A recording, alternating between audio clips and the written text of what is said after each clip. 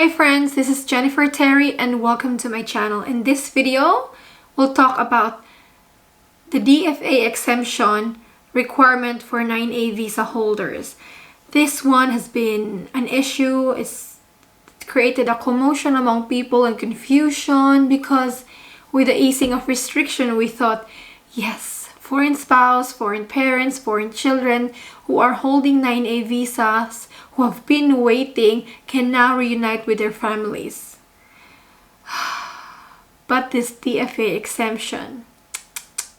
See, the May 1 travel guideline says, foreign nationals who are holders of valid and existing SRRVs and 9A visas, provided they present upon arrival an entry exemption document issued by the DFA, they can enter the Philippines.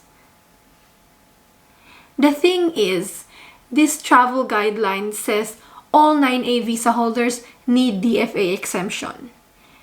The difference with this guideline from the previous guidelines before March 22 is that the March 22 travel guidelines clearly says holders of valid and existing visas, 9A visas, can enter, and then there's an asterisk there, except for the following. These following people don't need the Dfa exemption: foreign spouse, foreign minor children, foreign parents. These people don't need Dfa exemption. That was the rule before March 22. It clearly stated here that immediate families of Filipinos don't need Dfa exemption. So you see the difference? The latest travel guideline says all 9A visa holders need Dfa exemption, while the previous guidelines before March 22 states an exemption for immediate families of Filipinos holding 9A visa. So this is why people are confused. Now, if you go to the immigration page where they answer questions from people on the comment section, here, look at this.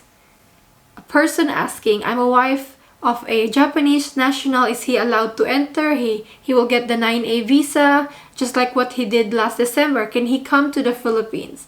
Look what the immigration answered. Yes, he is allowed, provided that he also acquire travel exemption document from the DFA. Another one, this one is talking about foreign spouse not traveling together with her Filipino partner, and then the immigration replied, they can enter the Philippines provided that they present a 9A visa and a travel exemption document issued by the DFA. Now, lo and behold, guys, I found an interesting conversation on my last video. Let's start with Cherry. Cherry shared, my husband just arrived today and they didn't ask about the exemption letter and he is on a 9A visa. Another person replied, this one, a foreigner replied to another person, and this foreigner said, oh, the DFA exemption is already stamped on the passport. Well, this Filipino wife replied that her husband has the same stamp, exemption under FSC 36/2020, but still he wasn't able to enter the Philippines. She shared, during his flight, Airlines called the immigration in the Philippines, but the immigration said no. So the husband was refused to board the flight. And then this foreigner replied, lol, bastos. I entered at 11:15 p.m. Waited till it was midnight May 1 since my flight was early. They didn't dock me, reboard me, or ask about exemption letter, and my visa says the same. So this foreigner was able to enter the Philippines just with his 9A visa. No DFA exemption. So see what's going on here? Some people were able to fly without a DFA exemption, enter the Philippines, while other people not able to fly. Another person in the same conversation, guys, shared that her husband canceled the flight because they consulted with a friend working in the Bureau of Immigration, and this friend in the immigration said that they need an entry exemption. I did the same thing, guys. I also contacted my friend in the immigration, an immigration officer, and he said that it is clear in the guidelines that all 9A visa holders need a DFA exemption. And he raised this issue within his colleagues, immigration officers, and they said the same thing, that 9A visa holders need a DFA exemption. They also believe that there has been a mistake with the travel guidelines, the latest travel guidelines. They missed the immediate families being exempted from this DFA requirement. What to do now?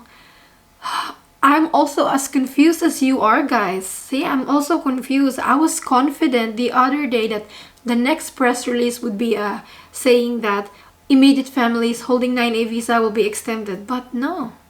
They were talking instead of foreign tourists. So if you travel now without a DFA exemption, you have a 9A visa, that's up to you. That's up to you to take your own risk. That's up to you, guys.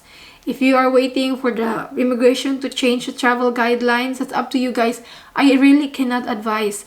I'm just saying, I'm relaying the information from the immigration that they are requiring this DFA exemption. However, as we've mentioned here, there are those who entered without it. But look, another person contacted the immigration. This has been just sent by my friend and the Bureau of Immigration itself. I'll put this picture in the description. I just received it now, guys. And this is coming from the Bureau of Immigration. This is only a screenshot, guys. For clarification, foreign nationals who are holders of 9A visa with Filipino spouse or children coming to visit are no longer required to secure an entry exemption from the DFA.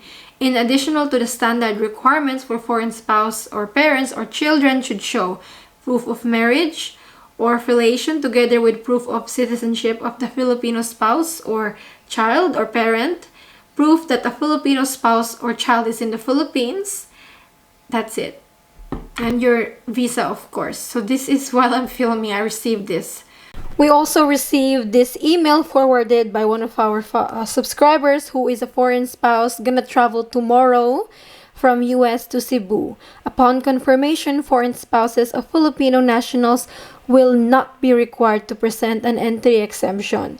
Please wait the publication of a revised advisory on our page or website. You may be required to show this email on the day of your flight if deemed necessary. To establish your relationship, please present your marriage certificate. So there you go, guys. I'll have this picture in our community tab, so you also have a copy. So very soon now, the Philippine immigration will revise the advisory. Anyway, that's the update, guys. That's what's happening, guys. I'll see you again with another video. Anyway, share. Is anyone here arrived in the Philippines without a DFA exemption? Anyone with the same experience? Anyone who was not able to travel because they didn't have the exemption?